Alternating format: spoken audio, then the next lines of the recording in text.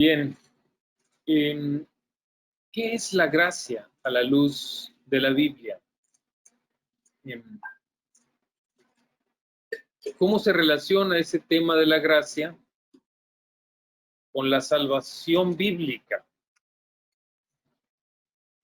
¿Cómo relacionar esa salvación bíblica relativa a la gracia con los esfuerzos del ser humano por vivir una mejor vida, por ser honrado, por ser honesto,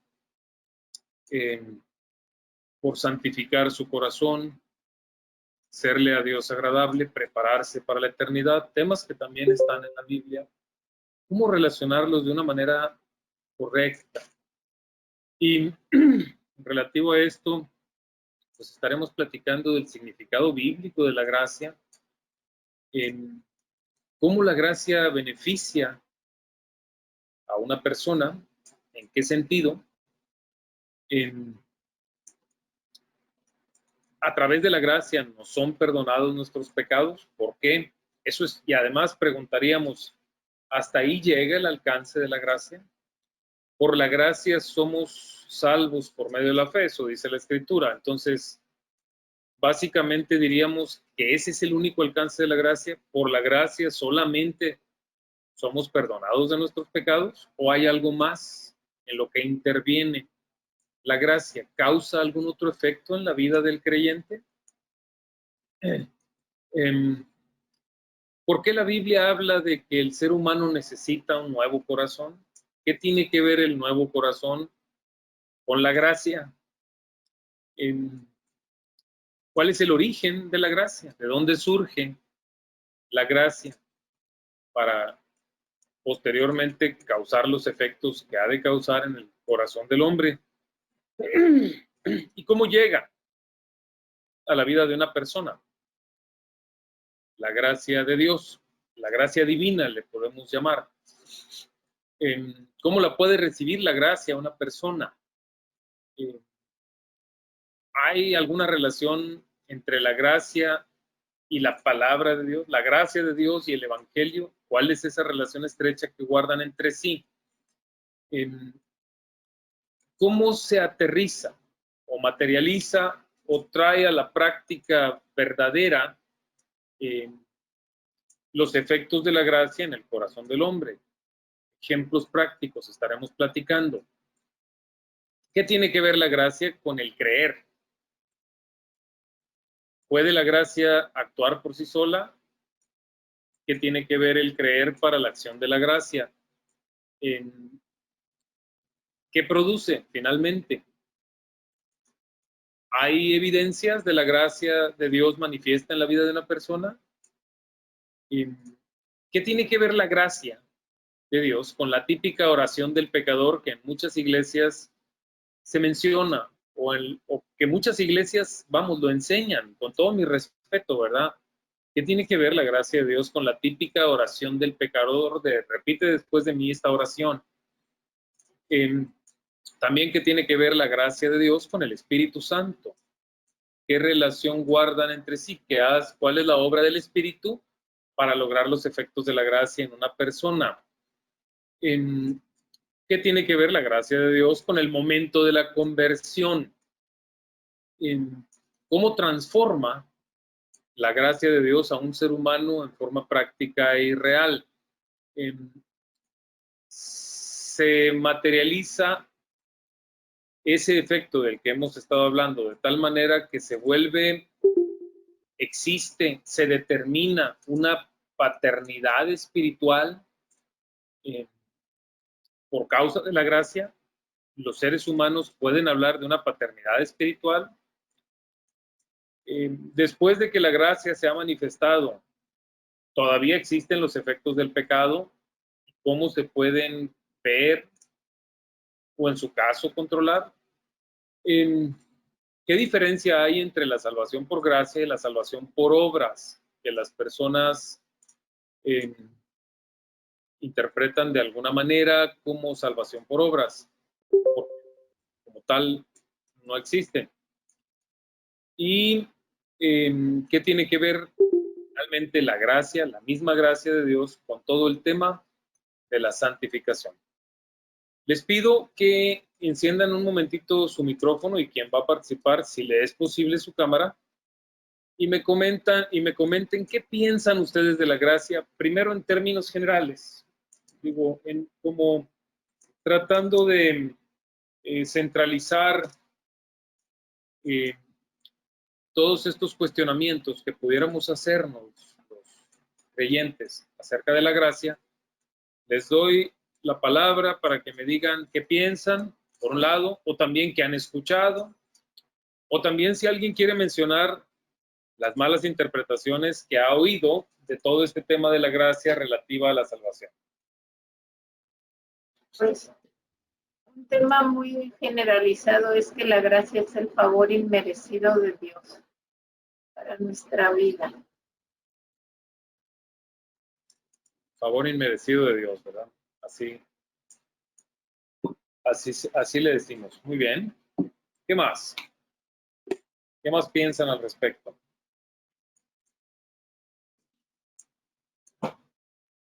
Bueno, yo he escuchado un poco, creo que hemos entendido que la gracia de Dios es solamente, vaya, a una facultad que solamente Dios puede dar a la humanidad o a la persona que está expuesta a la palabra de Dios.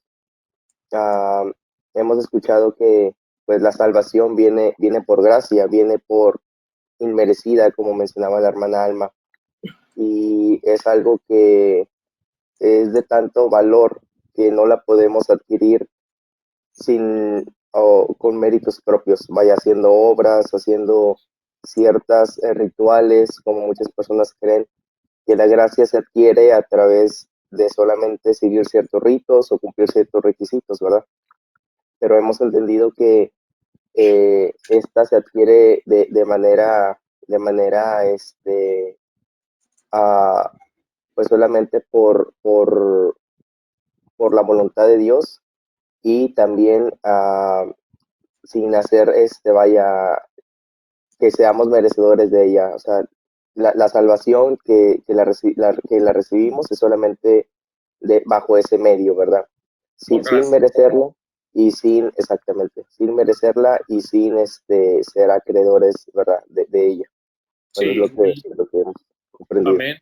Sí, Leo, un texto que podemos centralizar perfectamente bien, pero que se ha interpretado muy, muy, muy mal, es ese texto que dice, porque por gracia sois salvos, por medio de la fe, y esto no de vosotros, pues es don de Dios, no por obras para que nadie se gloríe. Correcto, así es. ¿Verdad? Capítulo 2, si bien recuerdo, ¿verdad? ¿Qué más? ¿Qué más? David. Yo quería comentar, pero interpretaciones que van en contra de lo que nosotros hemos aprendido, porque son muy relevantes para mí porque he tenido en particular mucha confrontación con personas que son muy buen testimonio, son cristianos de muy buen testimonio, pero a veces siento que ya se vicia la discusión del tema y no se llega a nada, pero hay una corriente de un cristianismo que hay ciertas iglesias, especialmente en Estados Unidos, que no son carismáticas, pero están muy asentadas en la idea del libre albedrío. Entonces, yo les he comentado que, bueno, si uno es el que decide por Dios, y uno tiene la capacidad de tener fe, pues, eso es una obra. Y me dicen que no es así. Y entonces yo les pregunto, bueno, entonces, ¿cómo defines tú la gracia? Entonces, la gracia la definen como una salvación que Dios te da, pero una vez que tú has decidido, una vez que tú lo has aceptado, has tomado tu decisión, que has recibido a Cristo en tu corazón, entonces en ese momento eres regenerado y por gracia Dios te declara salvo, pero hasta que tú dices creo en Dios y me arrepiento. Entonces, esta idea de pensar está basado en que nosotros tenemos pues una conciencia y que sabemos distinguir entre el bien y el mal. Entonces, siempre se basan en muchos textos donde Cristo apela enseña y termina sus enseñanzas pues apelando a que se arrepientan. Entonces ahí es donde dicen, pues es que ¿cómo le haces tú con eso? O sea, Cristo ahí se está partiendo la espalda, así me lo dijo uno, se está partiendo, matando para persuadirlos, para traerlos hacia sí, y tú me dices que él solo elige a algunos. Entonces eso no tiene ningún sentido. Pero pues yo siempre les he dicho, pero ¿qué te hace pensar que él está de entre toda esa masa, él asume que todos ellos tienen la capacidad de creer, simplemente está apelando pero a los elegidos, ¿verdad? Pero el textos como los de Juan, donde Cristo, él enseña y a todos se dirige, no, yo les digo, no puedes tomar esos textos para decir libertad para elegir. Dios, tú asumes que Dios nos está dando la libertad por el hecho de que Cristo estaba enseñándoles y a todos les estaba con arrepentimiento, pero se vicia porque al final el texto pues no te dice explícitamente que Dios está hablando de los elegidos, ni tampoco te dice que te está dando libre albedrío, pero son cosas que se asumen, o sea, que tienes que asumir, y ellos asumen que, bueno, por el hecho de que a todos se dirige, a todos tienen la capacidad de creer. Entonces, hasta en este momento, la gracia, una vez que uno cree, la gracia se hace efectiva. Entonces, pues ya es muy difícil para mí, ya no sé qué más decir, ya llega mi límite hasta eso. Correcto, muchas gracias, David. Muy bien, o sea, digo, es una verdadera mezcla de ideas la que existe con relación a la salvación, incluyendo el tema, entre paréntesis, de la elección de Dios, su soberanía en la elección. Es un tema muy difícil para muchas personas, que no está previsto de manera elemental ese tema en esta plática de la gracia, pero que está directamente conectado y que va a ser inevitable tocar algunas perspectivas o algunos parámetros, al menos bíblicos y básicos, acerca de la soberanía de Dios en la salvación. Sin lugar a dudas lo vamos a tener que tocar. Pero te doy la razón, se vuelve muy complejo poderlo explicar y que lo pudieran comprender otras personas como tú quisieras poderlo explicar. Pero al menos en este estudio espero poder explicar con mucha claridad qué dice la Biblia acerca de esa ideología de repetir una oración. Y también pues va a ir muy de la mano con el tema de la elección, ya se los comentaré. Y sí, sin lugar a dudas, insisto, pues mucha gente malinterpreta la palabra gracia y luego la relaciona con el tema de la elección o bien con el tema del libre albedrío que David mencionaba. Y bueno, esperamos que Dios nos dé sabiduría a lo largo de estos 2 o 3 domingos estudiando el tema para poder aclarar todos esos temas. ¿Alguien más tiene algún comentario relativo a lo que ha traído en mente o lo que ha escuchado de la gracia? Yo, Edgar. Sí, Betty, por favor. Buenos días a todos. Pues yo creo que la gracia es la capacidad que Dios nos da para poder vivir para su gloria. Okay. Muy bien. Bien dicho. Muy bien, Betty. Bueno, pues, sí. Yo quiero agregar algo.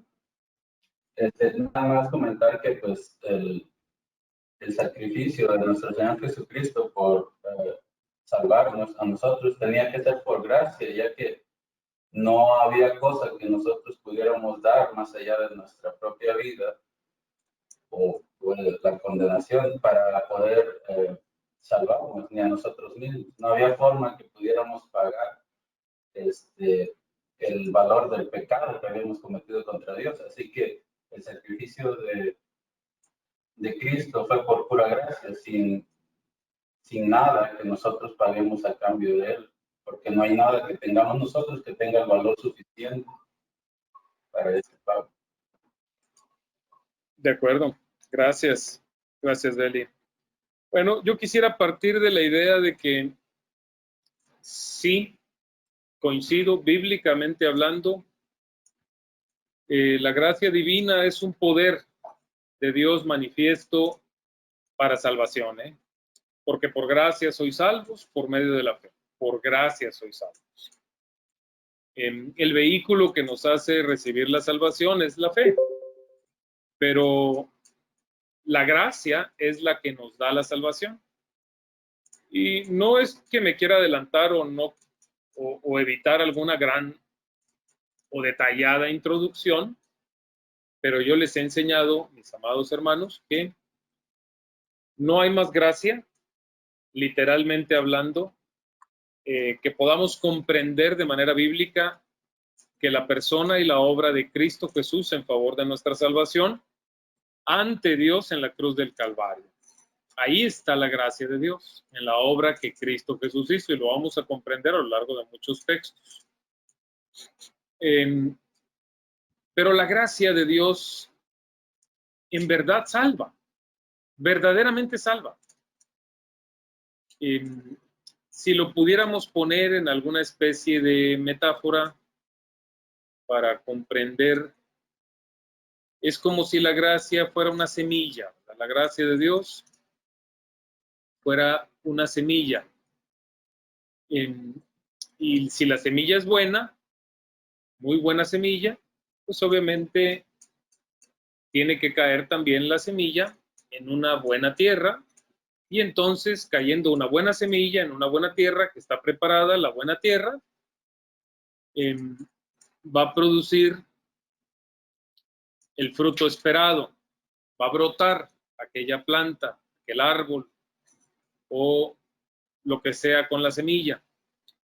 Pero cuando hablamos de la gracia divina, queremos precisamente decir, justo con el tema que David nos mencionaba y las complicaciones que él ha enfrentado, que a mí a lo largo de mi vida también me ha tocado muchas veces enfrentar, para explicar esto, lo que queremos decir con la gracia es que Dios es el que siembra esa semilla.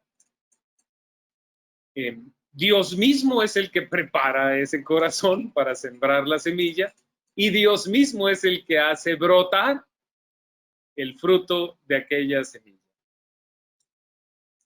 Es Dios el que siembra su palabra, y eso es gracia. Es Dios el que prepara el corazón del hombre, y eso sigue siendo gracia. Es Dios el que hace que brote la semilla, y también eso es gracia. Todo eso es por la gracia de Dios. Y lo que queremos decir es que si la semilla es buena, Dios y la tierra en la que cae la semilla es buena, está preparada, pues nada va a evitar que crezca y que dé fruto. ¿Sí? ¿Recuerdan ustedes esa parábola del sembrador que salió a sembrar la semilla? ¿Verdad? La tienen presente. Allá en Lucas, capítulo 8, ¿verdad? Dice que la que cayó en buena tierra son los que con corazón bueno y recto retienen la palabra oída y dan fruto con perseverancia. Vamos a partir de eso. Los que con corazón bueno y recto retienen la palabra oída y dan fruto con perseverancia. Ahora entonces, vayan conmigo a Efesios un momentito, hermanos, en la Biblia.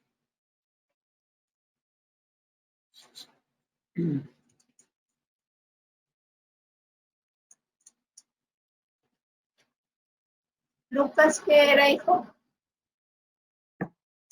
Lucas 8, pero ahorita vamos a Efesios. Voy a parafrasear un poquito, hablar un poquito desde el capítulo número 2, Efesios 2. Me confirman, por favor, si están ahí. Dice el apóstol Pablo: En otro tiempo ustedes estaban muertos en sus transgresiones y pecados, en los cuales andaban conforme a los poderes de este mundo. Ahí hay un poder. El apóstol Pablo habla de un poder.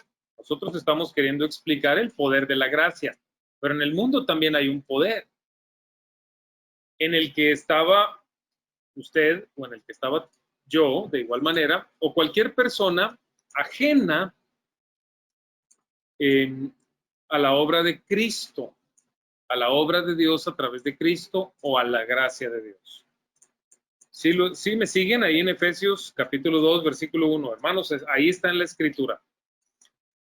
Dice, se conducían según el que gobierna las tinieblas, según el espíritu que ahora ejerce su poder en los que viven en la desobediencia. Vamos, una persona no se comporta transgrediendo las leyes de Dios solo por su libre albedrío, sino que hay un gobierno detrás de esa persona. ¿Lo pueden ver ahí en Efesios capítulo 2 o no? Hay un gobierno, hay una paternidad espiritual, hay una influencia espiritual causando también una tendencia de conductas en los seres humanos. En ese tiempo, dice el apóstol Pablo, también todos nosotros vivíamos como ellos, impulsados por nuestros deseos pecaminosos, siguiendo nuestra propia voluntad y nuestros propósitos. Como los demás, éramos por naturaleza objeto de la ira de Dios. No lo digo yo, por favor, no estoy interpretando nada, nada más estoy leyendo la escritura. Considérenlo detalladamente, Efesios capítulo 2. ¿Qué nos dice en resumen esta primera porción de la escritura que leí? Número 1, que espiritualmente el que vive sin Dios está muerto, espiritualmente. Es metafórico, ¿verdad? ¿Puede un muerto reaccionar? Es algo metafórico. Si una persona, ahora, aterrizado a la vida o la muerte física terrenal, si una persona se muere, ¿puedes discutir con ella? ¿Puedes hacerle razonar? Si está muerto, no puede reaccionar. Y esa es, vamos, la mejor ilustración que Pablo usó para referirse a quienes están ajenos a Dios, que no tienen la capacidad de reaccionar, que no pueden reflexionar por sí mismos. Y dice que en otro tiempo, así estaban los que hoy son creyentes. Pero no solo eso, dice que vivían bajo la influencia de un poder del mundo, o poderes en plural, mejor dicho. Y dice que se conducían según el que gobierna las tinieblas. ¿Quién es el que gobierna las tinieblas? Se refiere definitivamente al enemigo de la iglesia cristiana, ¿verdad? Al diablo, como lo hemos descrito en estudios pasados y lo hemos enseñado derivado de una serie de textos del Antiguo Testamento y de Apocalipsis. El diablo, según el espíritu que ahora ejerce su poder, fíjense cómo es una paternidad espiritual que ejerce poder, influencia, que puede intervenir en la manera de pensar y luego, por lo tanto, en la manera de actuar de las personas. ¿De qué forma opera?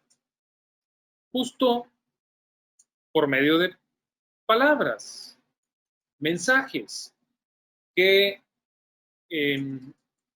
se infunden de muchas maneras, que se publican los mensajes de muchas maneras, a través de muchos medios, a través de personas, pláticas, conversaciones, mensajes, anuncios, programaciones, libros, canciones, etcétera, que llegan a causar una cosmovisión, toda una manera de ver la vida. Es común que muchos escritores cristianos le llamen sistema del mundo, ¿verdad? Un sistema cuyo gobernador es el diablo, que tiene la intención de influir en la mentalidad de la gente para mantenerse permanentemente como adormecidos, como muertos espiritualmente y ajenos a Dios. Léalo usted mismo, Efesios capítulo 2, desde el versículo 1 hasta el versículo 3. ¿Cómo lo interpreta usted, hermano? No es un tema de interpretación, está clarísimo. Ahora, a partir del versículo 4. Pero Dios, que es rico en misericordia, por su gran amor por nosotros, nos dio vida con Cristo, aun cuando estábamos muertos en pecado. ¡Wow! Aun cuando no teníamos la capacidad por nosotros mismos de reaccionar, de reflexionar, de corregir nuestra manera de pensar, aun cuando estábamos ajenos a Dios en esa condición espiritual que metafóricamente Pablo le dice muertos, él dice, Dios que es rico en misericordia, por gracia les salvó. Por gracia ustedes han sido salvados. Y en unión con Cristo Jesús, Dios nos resucitó y nos hizo sentar en regiones celestiales para mostrar en los tiempos venideros la incomparable riqueza de su gracia, que por su bondad derramó sobre nosotros en la obra de Jesucristo. Porque por gracia ustedes han sido salvados mediante la fe.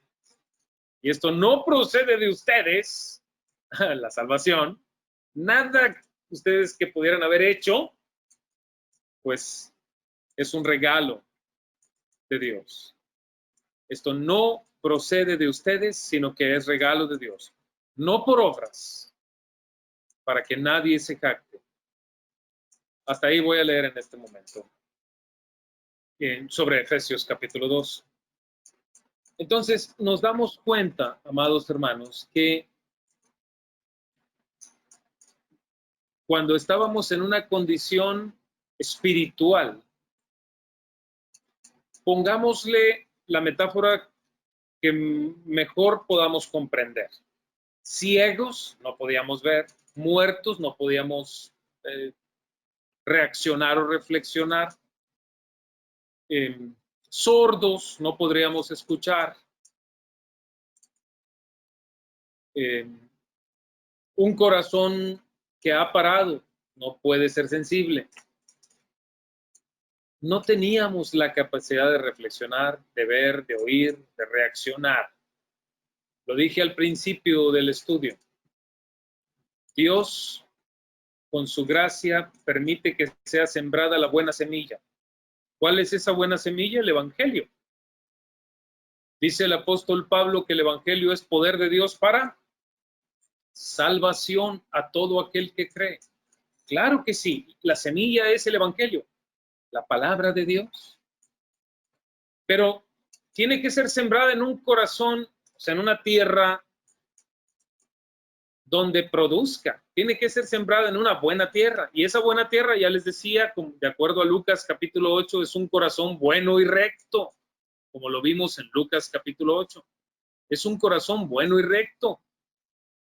Si esa buena semilla, que es la palabra de Dios, entra en buena tierra, un corazón bueno y recto, y retiene la palabra oída, es decir, la semilla permanece hasta morir la semilla para que surja o brote la planta.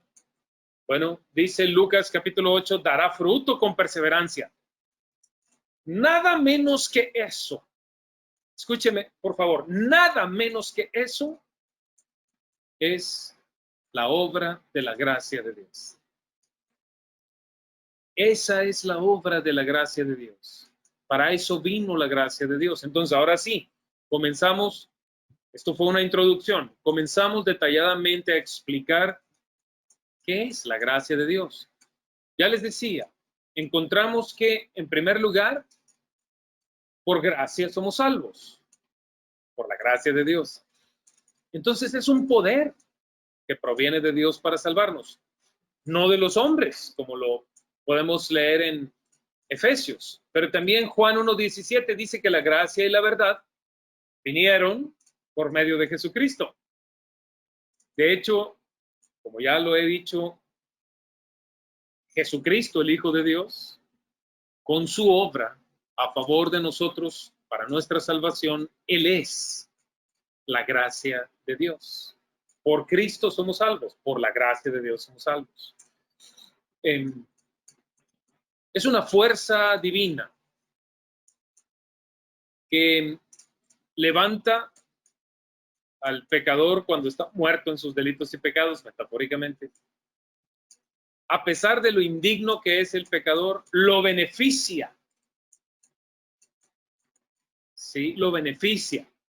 Marca, sin lugar a dudas, una gran diferencia antes de la gracia de Dios y después de la gracia de Dios. En la vida de cualquier ser humano se marca una gran diferencia. ¿De qué manera la gracia beneficia al pecador? Bueno, transforma su corazón. Eso dice la Biblia. Transforma su corazón de ser un corazón malo a un corazón bueno. Es decir, de ser una mala tierra a ser una buena tierra. Sí, para sembrar. La salvación por gracia lleva implícita la creación de ese nuevo corazón dentro de la persona. Un corazón que comienza a vivir, que no vivía, pero que comienza a vivir una vida sobria, justa y piadosa. Y no simplemente humanitariamente buena la vida. No estamos hablando de eso, sino alineada de manera progresiva a la justicia divina. Una vida sobria, una vida justa, una vida piadosa. ¿De dónde sacamos eso? Ustedes han aprendido de memoria desde hace muchos años, Tito capítulo 2, versículos 11 al 12. ¿Qué dice? La gracia de Dios se ha manifestado para salvación a todos los hombres, enseñándonos que, renunciando a la impiedad y a los deseos mundanos, vivamos en este siglo sobria, justa y piadosamente. Bien, fíjense cómo Dios por su gracia pasa por alto los pecados anteriores del pecador que escucha el mensaje del Evangelio. Ese mensaje baja a su corazón fue preparado para recibir ese mensaje de una manera milagrosa por Dios, algo que nadie puede hacer, solo Dios. Ese corazón recibe el mensaje del Evangelio, le confronta ese mensaje y esa persona responde arrepintiéndose, corrigiendo su manera de sentir y pensar de manera progresiva. Empiezan a cambiar sus pensamientos injustos que no alcanzaban la justicia divina. Poco a poco sus pensamientos son cambiados por pensamientos de Dios, alineados con la mente de Cristo, como dice el apóstol Pablo a los romanos. Y entonces lo salva, pero no solo hace eso, no solo le perdona sus pecados porque se arrepintió. No, la gracia va más allá, como leemos en Tito capítulo 2, del 11 al 12. La gracia comienza a transformar de una manera progresiva el corazón del hombre. ¿Cuántos dicen amén a eso? Entonces, la gracia es el poder que se manifiesta para quitarlo primero, ¿no? La vida pecaminosa, pero establecer lo segundo, la vida justa. Y podría surgir la siguiente pregunta. Bueno, ¿y por qué es necesario un nuevo corazón? ¿No? Porque Digo, ya poníamos el ejemplo de la siembra. Ya les he preguntado en el pasado en este grupo cuántos de ustedes han participado alguna vez sembrando, ¿no? Si queremos tener un buen árbol, tenemos que sembrar una buena semilla, pero en una buena tierra. Hay tierras que no son buenas para sembrar. ¿No es cierto, don Beli? Don Beli me va a dar la razón, él tiene mucha experiencia también. Hay tierras donde hay gente que ha ido a sembrar y pues, le ha ido muy mal. Sí. Sí. Sí, sí, sí. Hay buena semilla y buena tierra. Exacto. Y el éxito del agricultor es las dos cosas, que la semilla sea buena y que la tierra sea buena. ¿Correcto, don Beli? Sí, sí, sí. Muy bien. Yo he tenido la experiencia de sembrar, ¿verdad? En muy mala tierra. Y también me he llevado un chasco con lo que ha salido de esa tierra. Pero la vida del ser humano es así. Vamos a ver nuestra vida como un árbol, ¿verdad? Como nuestro Señor Jesucristo lo enseña. No puede el buen árbol dar malos frutos, ni el mal árbol dar buenos frutos. Y por sus frutos los conocerás. Los seres humanos somos como los árboles.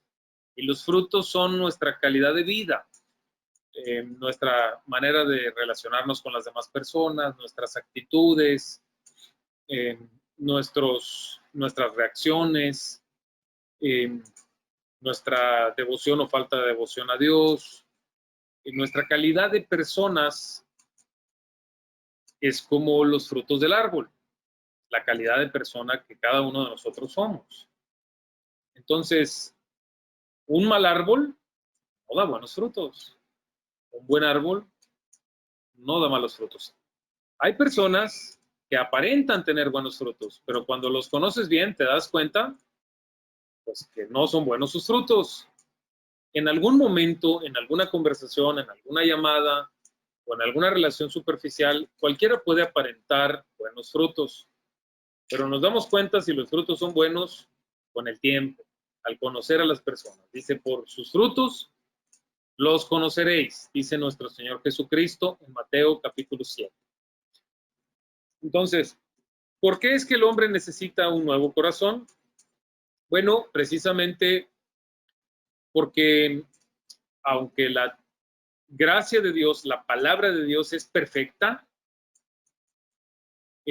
aún siendo perfecta, si el corazón del hombre no está preparado, pues no va a entrar de manera adecuada en su corazón la palabra para encontrar lugar en su corazón y producir un cambio de pensamientos.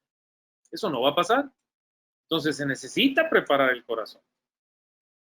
Muchas veces, a lo largo del tiempo, Dios permite que algunos corazones se vayan preparando. Es decir, hay personas que escuchan el mensaje del Evangelio una vez y pues, no lo reciben, pero siguen escuchando mensajes relativos al Evangelio y la verdad bíblica, y conforme va pasando el tiempo, Dios va usando personas, circunstancias, momentos para ir no tocando ese corazón, como preparando esa tierra, como metiendo el asadón o metiendo la pala, metiendo los discos para arar la tierra, ¿sí?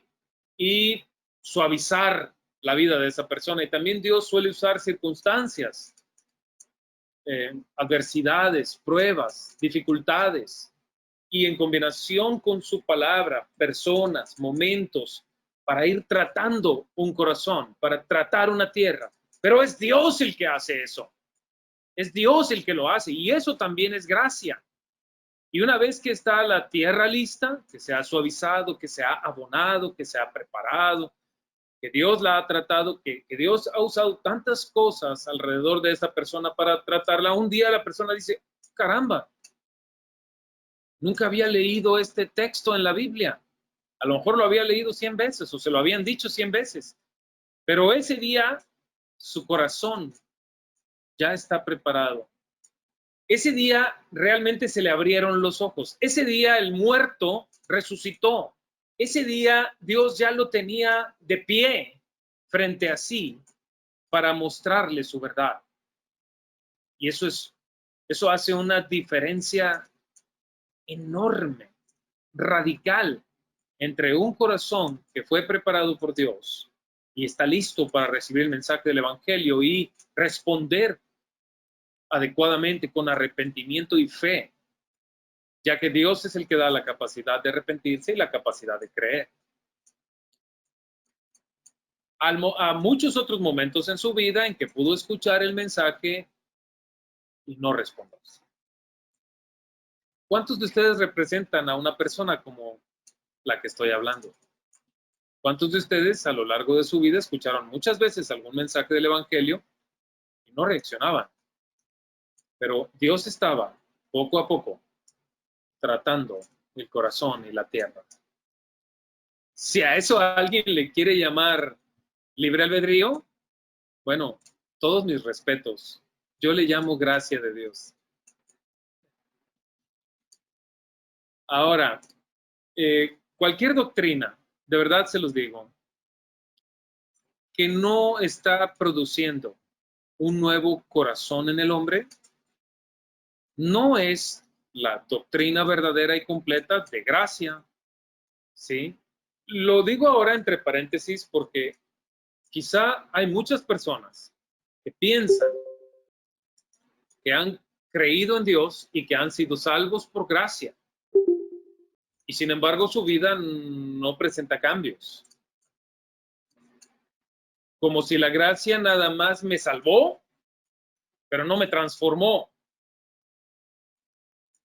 Y yo quiero aclarar, bíblicamente, hermanos, eso es un error. Con todo lo que hemos estado enseñando y con los temas, textos bíblicos que estaremos escudriñando, voy a demostrarles que es una mentira. Cualquier doctrina que no está produciendo un nuevo corazón, que no está transformando progresivamente la manera de pensar, no es la doctrina verdadera y completa de la gracia. Cualquier cosa menos que un nuevo corazón no es salvación. El que todavía posee su mismo corazón, pues, va a pensar igual y va a pecar igual. Solo creer que Dios, por su gracia, pasó por alto mis pecados es insuficiente. No es esa la obra de gracia que Dios hace. Dios también, por su gracia, crea un nuevo corazón en el hombre. Eso es lo que tiene que quedar muy claro. Sí, Dios pasa por alto el pecado de los arrepentidos, pero no es todo lo que hace. Produce un nuevo corazón. Y eso me lleva a platicar con ustedes. Todo esto que les estoy compartiendo está basado en un estudio que hace muchos años yo leí y comprendí, tocó mucho mi corazón. Pues estoy hablando hace más de 20 años, hace más de 23 o 24 años, del hermano misionero Arthur Dappen.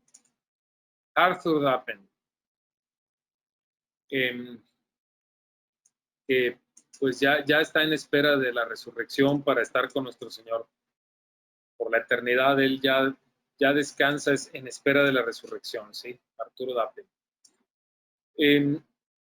Quizá algunos de ustedes recordarán ese estudio que hace muchos años compartimos. Y digo, ¿de dónde surge ese poder de la gracia?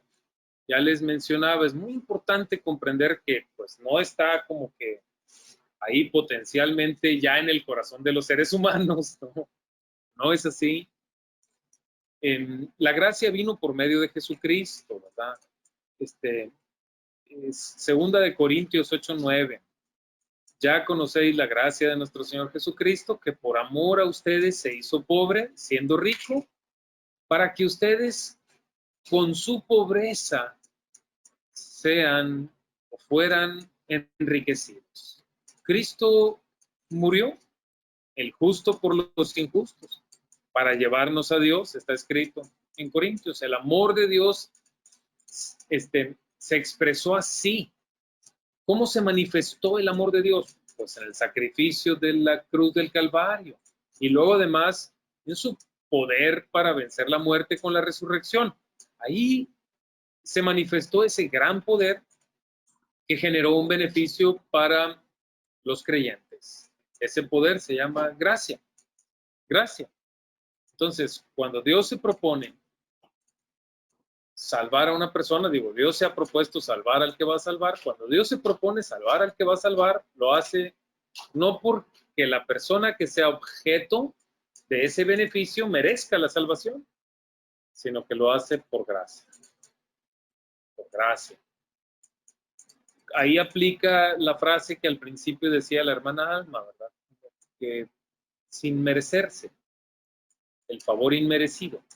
Pero no solo es eso, ¿verdad? Además es un gran poder, favor inmerecido, pero es un gran poder que en verdad se manifiesta y produce un cambio extremo, radical en el corazón del ser humano. ¿Cómo llega?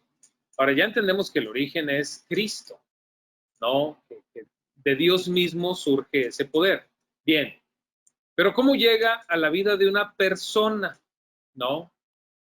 Bueno, pues no hay otra forma más que como está escrito en la Biblia. Voy a 1 de Corintios. Me encantaría que me acompañen un momento. 1 de Corintios, capítulo 1.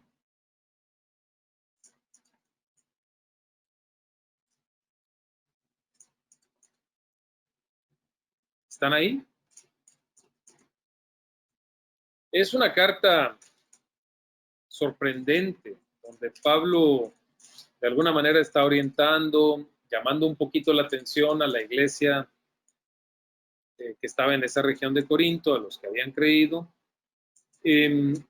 porque pues había muchas diferencias entre ellos, había divisiones. Algunos decían, pues yo soy de Pablo,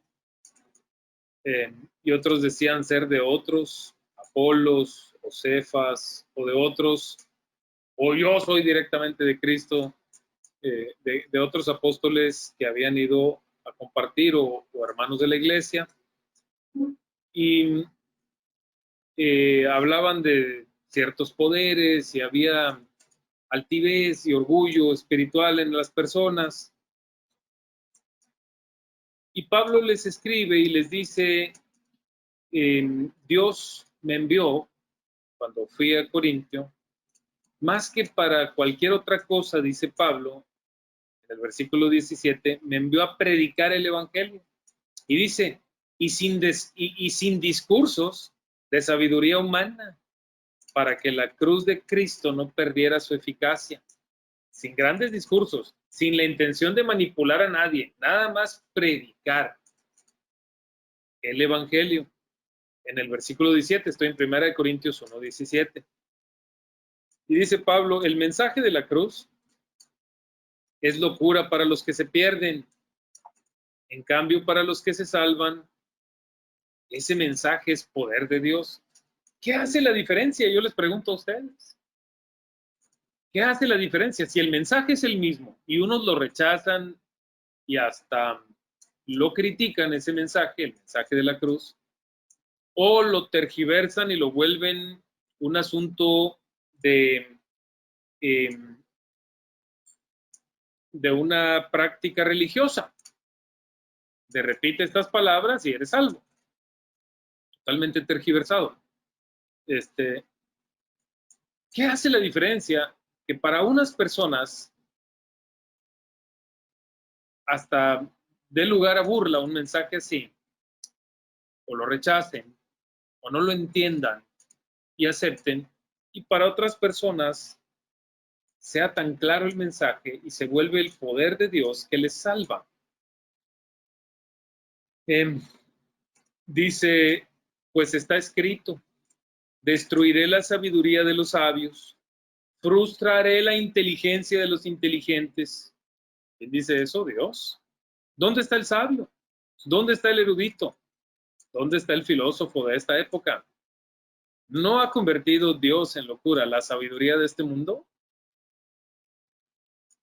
Si alguien no ve ahí la soberanía de Dios para preparar un corazón y que éste esté listo para que al escuchar el mensaje del Evangelio crea y se salve, bueno, entonces no hay mucho que discutir con una persona que no lo ve así. Es muy evidente este mensaje. Dice el versículo 21, ya que Dios, en su sabio designio, dispuso que el mundo no lo conociera mediante la sabiduría humana.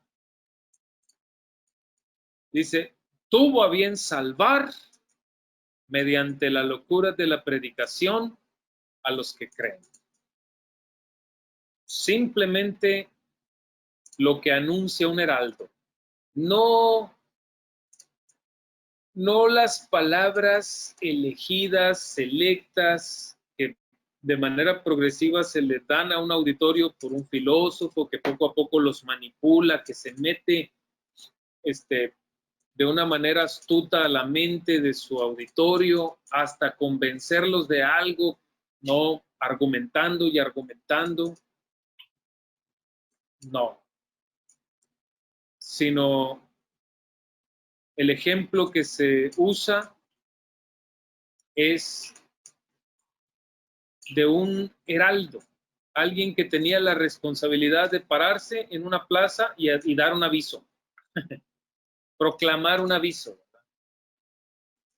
que venía del rey o de autoridad suprema, un aviso, un heraldo.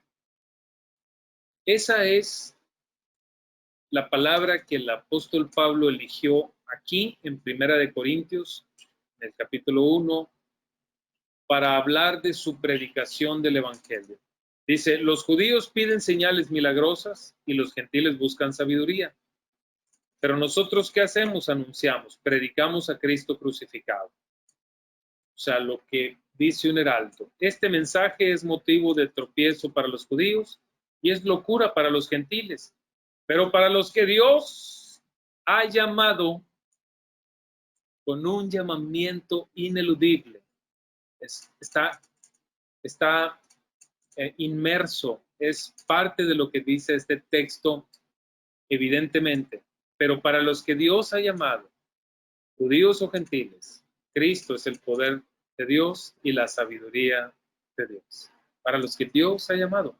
¿Pero cómo? Si estamos diciendo que el llamado es a través del mismo mensaje. Lo dice el contexto de la carta. ¿Que no es el llamado el mismo mensaje? ¿El evangelio proclamado? Sí, sí es. Y entonces, ¿por qué dice luego a los que Dios ha llamado? Sí. Y vuelve a repetir que de los judíos y gentiles. ¿Sí? Porque de entre todos los judíos y gentiles a los que Pablo se refiere en esta carta, que se les predicó el mensaje, solo unos respondieron a ese mensaje. Algunos, pocos, respondieron a ese mensaje. ¿Por qué ellos respondieron?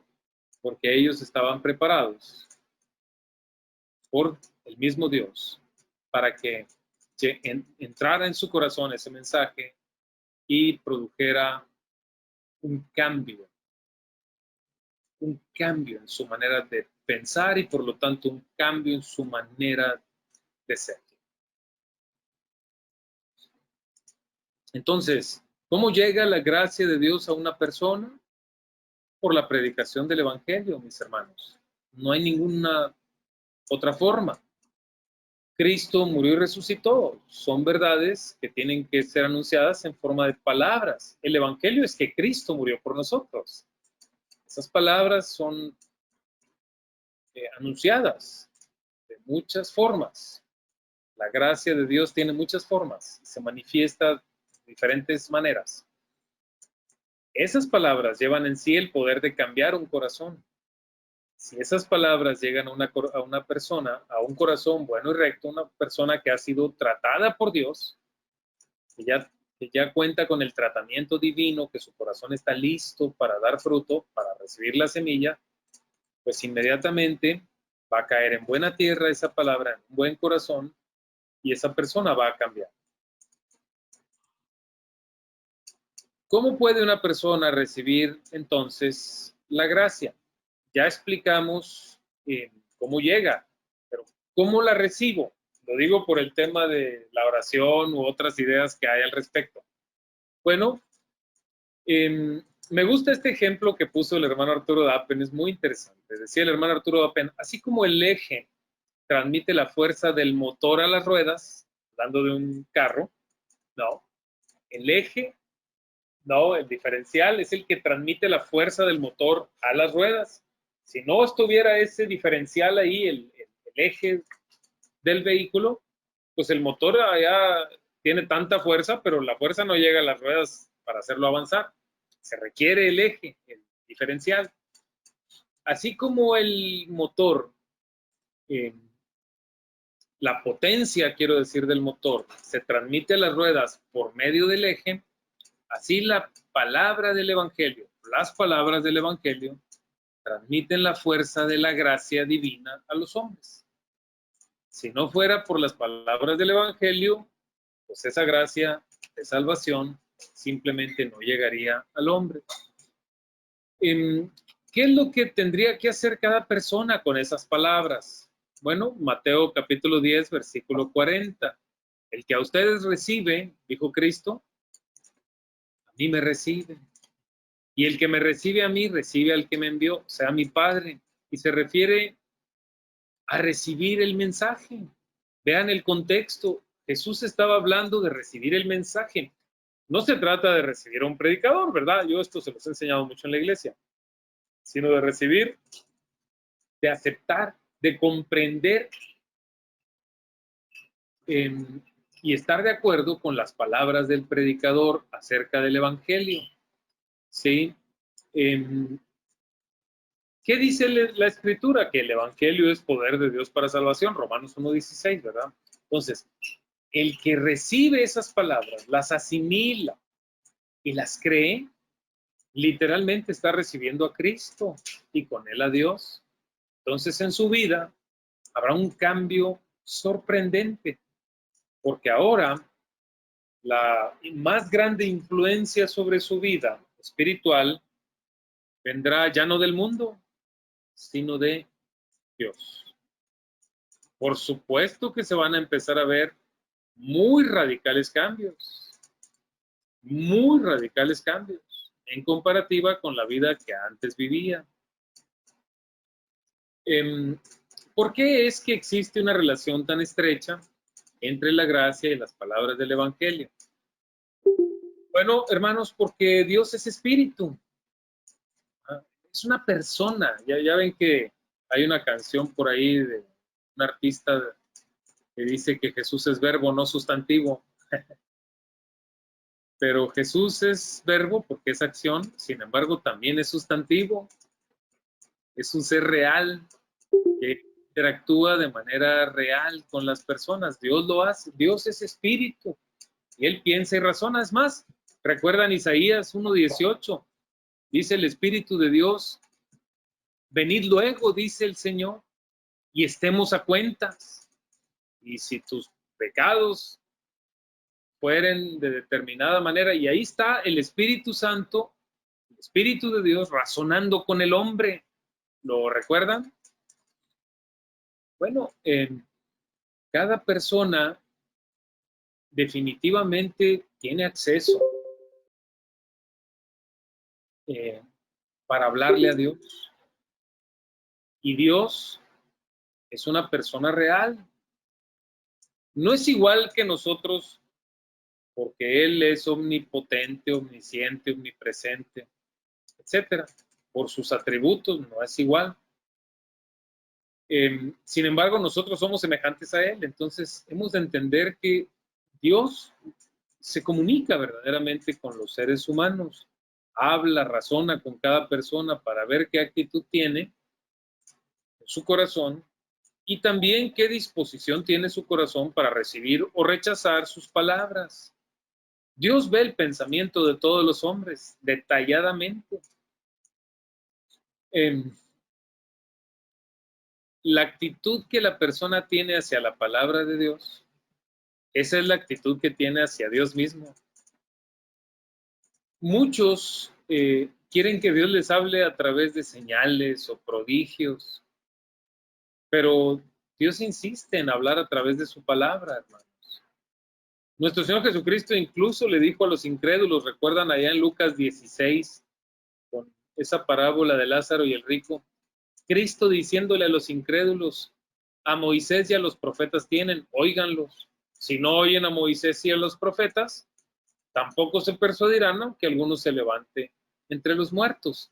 Entonces, mucha gente quisiera como ver señales y milagros y prodigios para comunicarse con Dios, pero Dios quiere comunicar su mensaje a través de su palabra.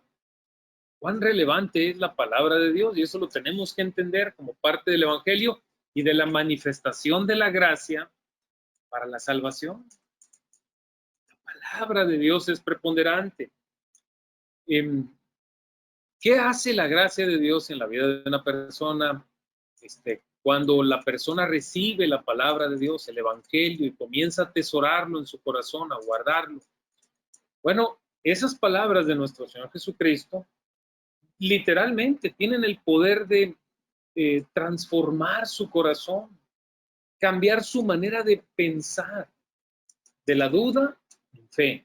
Los ejemplos que ponía el hermano Arturo Data, de la inmundicia en virtud, de cambiar de la ignorancia en conocimiento, cambiar de la lujuria a dominio propio, cambiar del enojo a la paciencia, cambiar de la irresponsabilidad en piedad, del egoísmo al afecto fraternal, de la enemistad al amor, etc. La palabra de Dios transforma, y eso es gracia, porque va interviniendo en los procesos mentales del ser humano. Cuando un hombre, cuando un ser humano recibe esa palabra, la analiza y comienza a comparar lo que está analizando con sus propios ideales o su manera de pensar, verdaderamente sucede un cambio.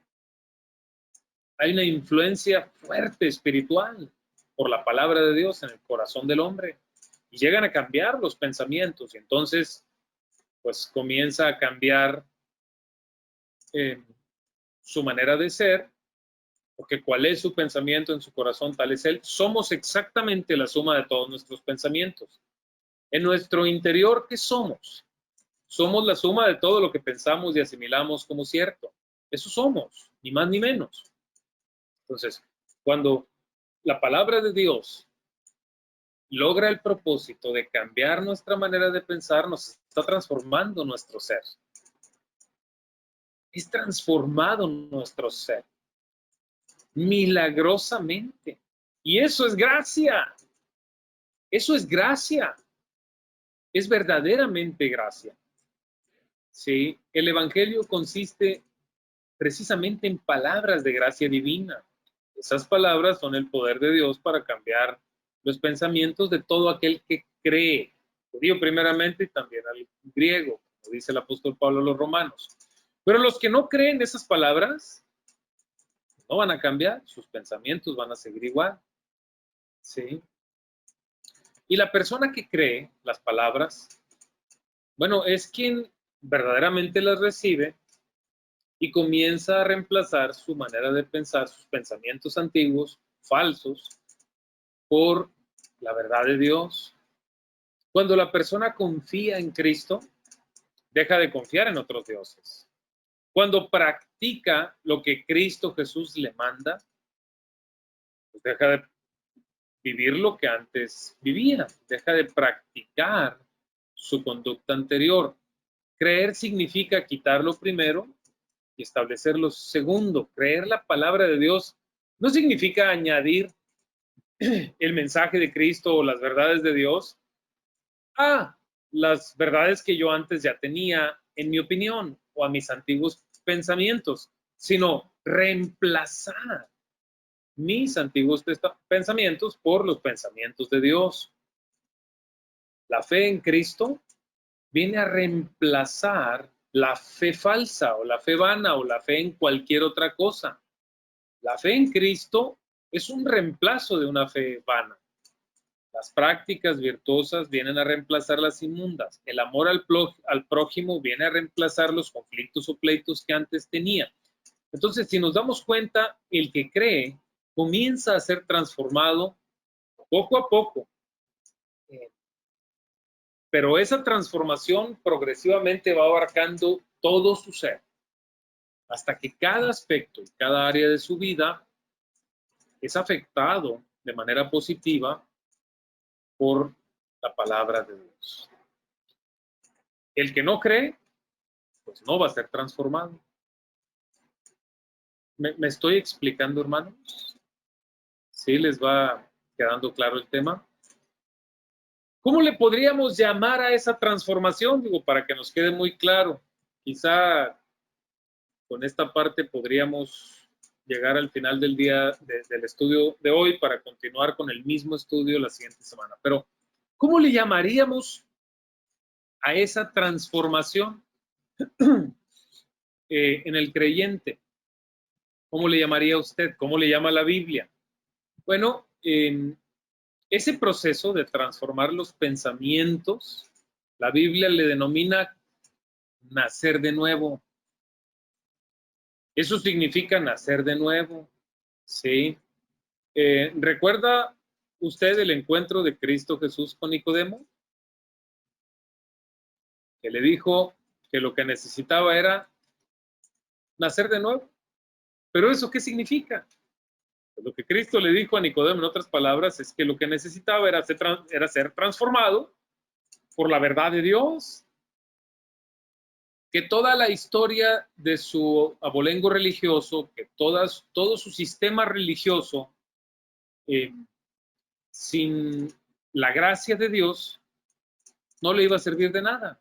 Eso le dijo Cristo a Nicodemo, que lo que él necesitaba era escuchar las palabras verdaderas del Evangelio y que su corazón fuera tratado por Dios para recibirlas y entonces ser transformado.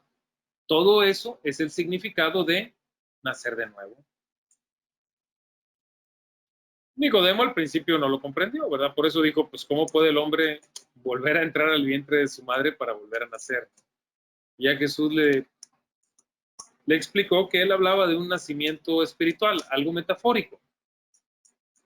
De lo que hablaba nuestro Señor Jesucristo era de esa transformación.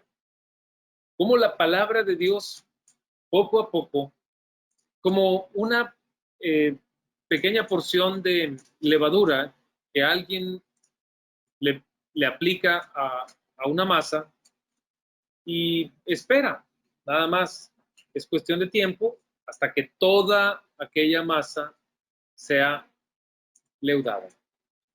Es cuestión de tiempo. Cuando la verdadera gracia actúa en un corazón que fue tratado por Dios, también por gracia, es cuestión de tiempo.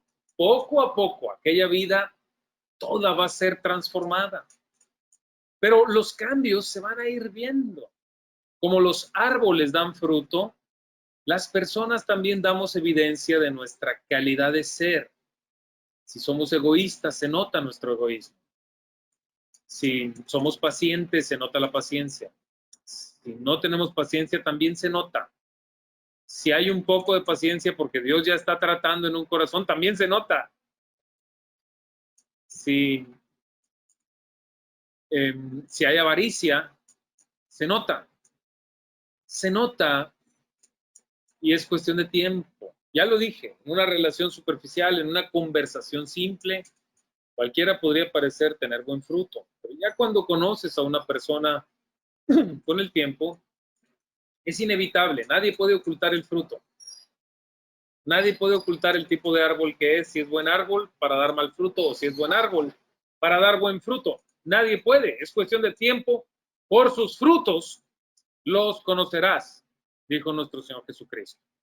Entonces, esa transformación se le denomina en la Biblia nuevo nacimiento, Juan capítulo 3, para que lo tengan ahí muy claro.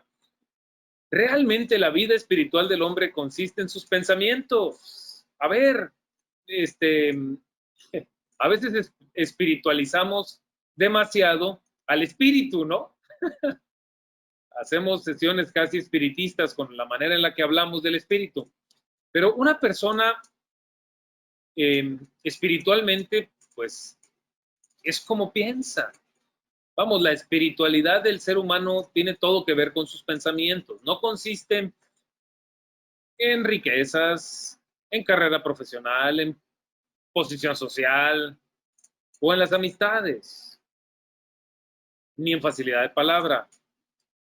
Todo eso se perderá el día que muramos. El hombre es espíritu y su vida consiste básicamente en lo que piensa. Dice Proverbios 23:7, ¿cuál es su pensamiento en su corazón? Tal es él, así es el hombre, ¿no? El rico que murió, por ejemplo, y se fue al tormento, allá en Lucas 16, la parábola de Cristo, se llevó consigo sus pensamientos, ¿no es cierto? Se acordaba de sus 5 hermanos que tenía en la tierra. Se llevó su pensamiento consigo. Nada de su pensamiento se quedó en la tierra. Todo lo demás sí lo perdió. Usted no es otra cosa, mi querido hermano, que la suma de todos sus pensamientos. Si los pensamientos de su corazón son limpios, entonces usted es limpio. Si los pensamientos de su corazón son sucios o turbados, usted es inmundo. Eso lo dice la Escritura, tal cual, no somos otra cosa, y es lógico. Pablo exclamó en algún momento, miserable de mí, ¿quién me librará de este cuerpo de muerte? Gracias doy a Dios por Jesucristo, Señor nuestro. Él es el que me libra. Entonces, la solución para nuestra vida sin Dios, la vida corrupta que vivíamos sin Dios, pues es oír la palabra de Jesucristo. El que cree nace de nuevo. Porque cambian sus pensamientos de manera progresiva. La palabra de Cristo llega, transforma esos pensamientos corruptos y los vuelve pensamientos puros. Bueno, ustedes saben de memoria los textos básicos que yo les he mencionado muchas veces para demostrar que la palabra de Dios es la que nos hace nacer de nuevo. Santiago 1:18, ¿quién se lo sabe de memoria? ¿El de su voluntad? Fuerte.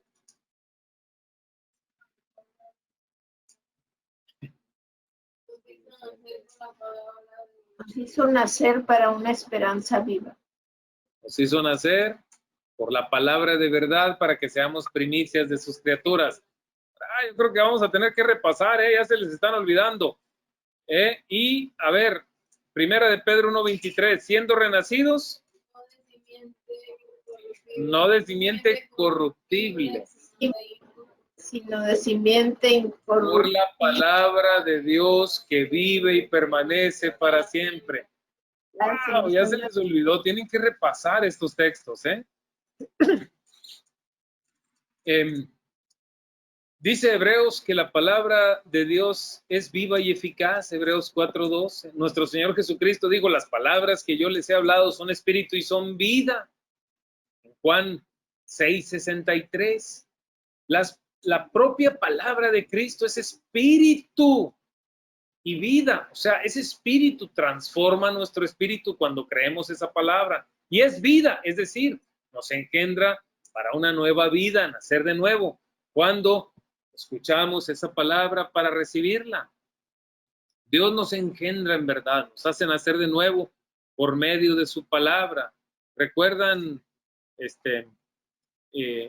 Juan 1:12 y 13, ¿verdad? Renacidos por gracia. El que recibe la palabra está recibiendo a Cristo. Todos los que le recibieron, a los que creen en su nombre, les dio potestad de ser hechos hijos de Dios, los cuales no son engendrados de sangre, ni de voluntad de carne, ni de voluntad de varón, sino engendrados de Dios. Engendrados de Dios. ¿Perdón? Ok. Entonces, hasta aquí lo que hemos compartido. Debe quedar muy claro que definitivamente hay una gran diferencia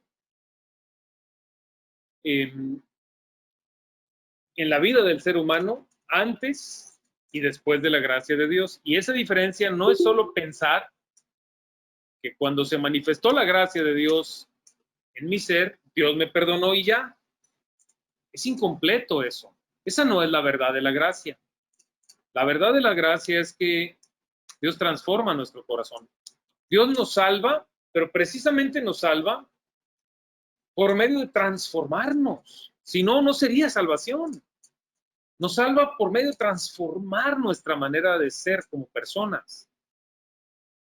Y nos hace amigos suyos cuando antes vivíamos en enemistad con Él. Donde alinea nuestra manera de ser para poder entrar a esa amistad con Dios y permanecer en esa amistad con Dios. Esa es la obra de gracia. Como lo mencionábamos al principio, derivado de Tito. ¿Recuerdan? Que la gracia de Dios se ha manifestado para salvación a todos los hombres, enseñándonos a renunciar a la impiedad y a los deseos mundanos y a vivir en este siglo sobria, justa y piadosamente. Sabemos que esa gracia proviene de Dios, pero la gracia no es solo anunciar que Cristo murió por nosotros. No, la gracia va más allá. La gracia de Dios implica que Dios obre en el corazón y lo prepare para recibir ese mensaje. Pero si Dios no hace esa obra soberana, básicamente movido por la soberanía de sí, en una libre elección que Él hace de los seres humanos, de toda lengua, tribu y nación, tema en el que estaremos ahondando un poco más la siguiente semana. Pero si Dios no hace esa obra de gracia por su soberana elección, el hombre no puede responder a la obra de Cristo, al mensaje del Evangelio, para arrepentirse y creer. Entonces, Dios obra.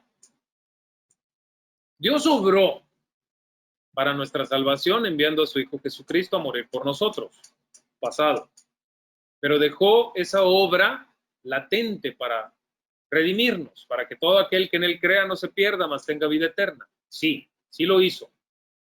Pero Dios actualmente obra en el corazón de los hombres, preparándoles para recibir el mensaje del Evangelio, su palabra de verdad, y transformar su antigua mentalidad en una mente nueva, la mente de Cristo. Todo eso sigue siendo gracia. Lo hace por gracia. Y entonces, cuando prepara el corazón, usa los medios que Él quiere usar para que llegue ese mensaje al corazón. Por eso nosotros, como piedras vivas, como fundamento que Dios usa hoy para la grandeza para el engrandecimiento de su reino, para la edificación de su iglesia, para sembrar la piedad, pues debemos ser portadores de ese mensaje, proclamarlo con nuestros hechos primero, con nuestro ejemplo y, por supuesto, también con nuestra predicación, porque Dios eligió ese método, lo leíamos en 1 Corintios 1:21. Ese método fue el que Dios eligió, la predicación de la palabra para la salvación de las almas. Y entonces todo eso, la preparación, la predicación y el recibir ese mensaje, es obra divina, es obra de la gracia divina. Amén. Enciendan sus micrófonos. Por favor, díganme si hasta este momento y hasta aquí hay alguna duda con lo que hemos avanzado de estos temas. Sí, por favor. Yo rápidamente, bueno, espero ser muy breve. Quisiera hacer un comentario con relación a lo que usted nos ha explicado de una manera extraordinaria y muy clara. Yo creo que es, como usted había dicho al principio, y sé que pues citó ese texto, el segundo capítulo de Efesios, donde tenemos que, pues, los pecadores están muertos en sus delitos y pecados. Y yo creo que es un texto, un fundamento, ¿verdad? Para poder entender la manera en que nosotros predicamos y enseñamos la doctrina de la gracia. Entonces, pues para poder entender la doctrina de la gracia, sí, todos sus elementos que abarcan no solo la salvación, sino que Dios inicia la obra, bueno, que todo eso es la salvación desde el inicio de la obra, desde la regeneración, todo eso, este texto es fundamental. Pero yo nada más le voy a comentar lo que otros, cuando yo cito este texto, muchos con los que he tenido confrontaciones no me saben explicar muy bien el texto, no lo saben justificar y lo desvían. El único que ha dado un razonamiento, pues más, yo diría, no quiero utilizar la palabra inteligente, pero algo convincente. Vaya, a mí no me convence, pero que se me hace mucho más aterrizado. Es un profesor de matemáticas de la Universidad de Cambridge, se llama John Lennox. No sé si han escuchado de él. Él defiende mucho el cristianismo y incluso debate con ateos y ateos de gran calibre, ¿no? Que están preparados y todo. Pero este hombre, John Lennox, que es cristiano, él dice, él está en contra de la doctrina de la elección y de la gracia que abarque todos estos elementos. Y él dice que aquí hay toda una mala interpretación sobre el estar muertos en sus delitos y pecados, porque los que están en contra de ello lo ven como si los hombres fueran pasivos y que no tiene manera de decidir, o sea, una pasividad completa. Dice, y pues eso está equivocado, porque aquí tenemos que, bueno, más adelante, en los cuales anduvisteis en otro tiempo, siguiendo la corriente de este mundo, ahí se ve al hombre que está activo, ¿verdad? Que está activo y que está eligiendo el mal, y esto es evidencia de su conciencia, de su moralidad, que pues puede elegir lo bueno y lo malo, pero decide elegir lo malo. Y luego se van al extremo de irse con Adán y Eva, que ese siempre para mí ha sido pues un tema muy complicado de entender, y lo usan diciendo, con Adán y Eva cuando pecaron, no vemos que ellos hayan quedado en pasividad y que no tuvieran conciencia, sino al contrario, se sentían culpables y sus ojos fueron abiertos. Entonces ahí vemos al hombre que está muy activo, muy consciente de su maldad, y la hace, la practica y la elige, y eso es evidencia de nuestro libre albedrío, porque pues estás haciendo el mal conscientemente. Entonces, todos estos textos son textos que demuestran ese libre albedrío, y precisamente la idea que él tiene de que la gracia viene una vez que uno decide, y ahí viene todo, la regeneración, la salvación, pero una vez que uno decide. Pero al final yo no entiendo cómo explicas tú que estás muerto en tus delitos y pecado, porque ellos lo ven, o sea, literalmente acusan a los calvinistas, y especialmente porque Calvino una vez dijo, refiriéndose a Adán y Eva, que Dios los destinó sus decisiones a pecar, para desobedecer desde antes de la fundación del mundo, y aunque esto sea algo horrible, Dios los destinó a eso. Pero yo veo una diferencia muy grande en hablar sobre ese tiempo histórico que era muy distinto a lo que ahorita estamos, ¿verdad? Entonces, yo creo que hay una muy mala concepción de esta doctrina de la muerte espiritual, que lo ven como algo, lo ridiculizan hasta cierto punto, lo exageran y lo ven de una manera muy simplista. Pero, esa es la manera en que de alguna manera tergiversan estos textos. Y luego más adelante en Efesios dice, versículo 8, porque por gracia sois salvos por medio de la fe, y esto no de ustedes, pues es don de Dios. Entonces, dicen, cuando aquí dice es don de Dios, no se refiere a la fe, porque supuestamente en griego la fe, su artículo es femenino, y aquí donde dice es don de Dios, el artículo es neutro, entonces no corresponde por género, digámoslo así. Entonces ellos dicen el don de Dios se refiere a la salvación y no a la fe. Eso lo dice John Lennox. Entonces yo lo que tengo de contestación a eso es que en griego, cuando los artículos de alguna cosa es en neutro, y aquí especialmente es, o sea, es don de Dios. Lo neutro también se refiere a toda una oración completa, o sea, abarca varios elementos, es toda una oración, pero es algo que no te dicen.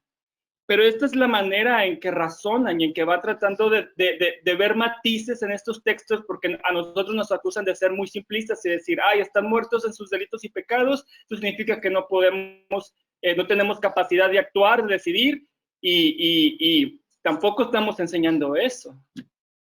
No, qué buen punto, David. De hecho, pues creo que fui explícito cuando hablaba de el significado metafórico de esa frase, muertos en delitos y pecados. Vale la pena subrayarlo. Nosotros nos referimos a la insensibilidad que el ser humano tiene hacia Dios, especialmente hacia Dios, dedicada a Dios, por mantenerse bajo el influjo de una grandísima influencia, de un poder espiritual que lo supera por mucho al ser humano. Un poder espiritual que proviene del mundo. Y lo dijiste muy bien, David, es correcto. No estamos diciendo que el ser humano, al estar muerto en sus delitos y pecados, esté pasivo en cuanto a su capacidad de reflexión o acción. No, de ninguna manera. Está activo, como bien lo dices, pero es absolutamente insensible e irreflexivo para las verdades de Dios. Eso es cierto, eso es absolutamente cierto. El hombre, digo, la metáfora precisamente va en función de que por eso vive al margen de Dios, porque se mantiene bajo el influjo de un poder espiritual que lo supera por mucho.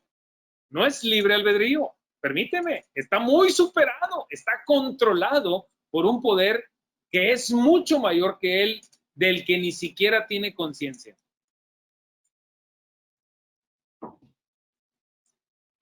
Eso es lo que nos dice el apóstol Pablo en el capítulo 2 de Efesios, del 1 al 3. Es sorprendente eso. Vean el contexto. No es voluntario, o sea, ya ni siquiera, no solo no es libre albedrío, sino que está de por medio la influencia, una mente torcida que, a la que ha sido sometido el ser humano en el mundo. Ahora, también dijimos, y es importante recalcarlo, digo, para efectos de lo que las personas que piensan así o que traen unas ideologías más arminianas o más orientadas al arminianismo que al calvinismo, para que lo puedan contemplar y que tengan este escenario, digamos, completo. Es importante ver que la salvación no es como mágica. No estamos hablando nosotros de una salvación como mágica. Y algunos religiosos lo ven así. Que no nos confundan a nosotros con ellos. Nosotros no pensamos en que la salvación sea como, no mágica, o sea, como que Dios haga un clic, un tronar interior en el corazón del hombre y a partir de ahí ya comiendo. No. Por el contrario, vemos en la historia de cada uno de nosotros, tal como también lo podemos demostrar con las doctrinas de la Biblia, que a pesar de que el poder de Dios se manifiesta en un momento, el resultado de ese poder se va evidenciando de una manera progresiva a lo largo de toda la vida del creyente. O sea, el corazón del cristiano, del creyente, va a ser santificado por la obra divina, por la gracia, sí, pero va a ser un proceso que va a durar muchos años. No es que de la noche a la mañana ya Dios hizo ahí un milagro y ya la persona ya es mágicamente perfecta. La obra de transformación es a lo largo de toda la vida del cristiano. Y ahí es donde yo siento, es mi opinión personal, que muchas personas que están orientadas al pensamiento arminiano confunden un poquito el corazón incluso de ellos mismos, y ellos podrían pensar, bueno, pues es que yo siento que yo fui el que lo reflexioné, que yo fui el que estuve dispuesto, que yo creí, que yo lo hice, que Dios puso ahí la salvación potencial y yo acudí por ella.